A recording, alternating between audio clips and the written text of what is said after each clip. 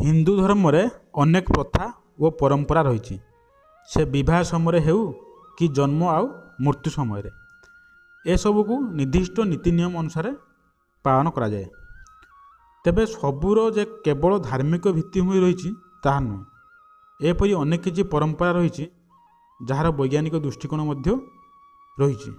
तेबे आसंतु जानिबा झीटी कहीं मशाणी पाखु जाए ना कि निया दिए ना से विषय आज आम कहवाक जाऊँ। आपन जदि चैनल को सब्सक्राइब करना सब्सक्राइब कर दिंतु एवं आसन देखिए। तेबे आम आज मृत्यु समय किछि नियम विषय जानिबा जहाँ गौड़ पुराण रे वर्णना करा जायछि। गौड़ पुराण अनुसार जे जीवन धरी पृथ्वी पृष्ठ रे जन्म ग्रहण करछि से दिने ना दिने पृथ्वी छाड़िबो एवं निजर कर्म अनुसार नरक किंबा स्वर्ग प्राप्ति हेबो।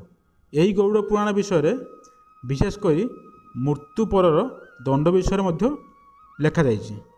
गौड़ पुराण अनुसार घरर सदस्यों मृत्यु रे घरर पुओ माने ही मुखाग्नि देवा उचित। पु शब्दर अर्थ होउछि नरक एवं त्र शब्दर अर्थ होउछि अर्थात पुत्रर मुखाग्नि द्वारा ही मृत लोक नरकरू त्राही पाई थाए। यार अन्य एक कारण होउछि मुखाग्नि देवार अधिकार केवल निज गोत्र थिया लोकमानक द्वारा ही होइथाए। जेहेतु झियो बाहा हेबा परे अन्य गोत्र रे शामिल हो जाए तेणु झियो माने ए अधिकार वंचित होइतांती। तेबे से जाए हेउना कहीं वर्तमान समय रे समय बदलिछि, झियो माने मध्य मुखाग्नि देउछंती। यह थिला आजिर पोस्ट।